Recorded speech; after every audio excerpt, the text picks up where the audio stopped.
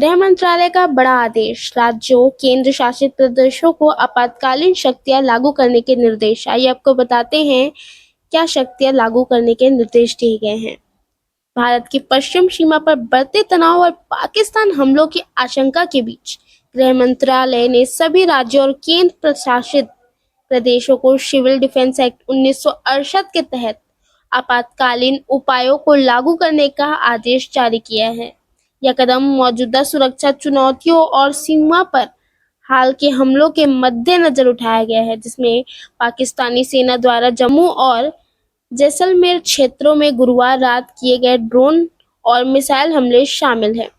क्या है आदेश में, आइए आपको बताते हैं। गृह मंत्रालय ने अपने पत्र राज्यों और केंद्र शासित प्रदेशों में सिविल डिफेंस उपायों का सुदृढ़ीकरण है में सिविल डिफेंस नियम 1968 की धारा 11 का हवाला दिया। इस धारा के तहत राज्य सरकारों को लोगों और संपत्ति की सुरक्षा, महत्वपूर्ण सेवाओं के निबांध संचालन और शत्रु हमले के दौरान आवश्यक कदम उठाने की शक्ति प्रदान की गई है।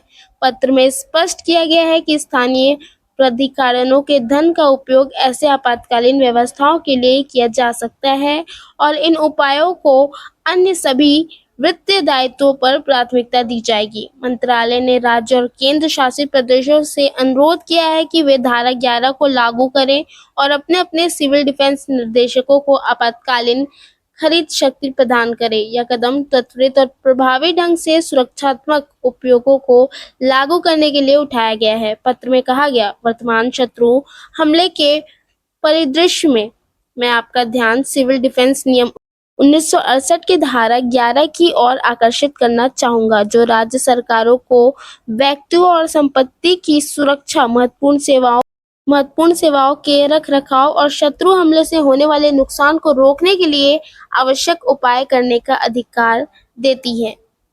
पाकिस्तान ने किया जम्मू कश्मीर और राजस्थान में ड्रोन हमला। पाकिस्तान द्वारा गुरुवार रात जम्मू कश्मीर और राजस्थान के सीमावर्ती क्षेत्रों में किए गए ड्रोन और मिसाइल हमलों ने स्थिति को गंभीर बना दिया है।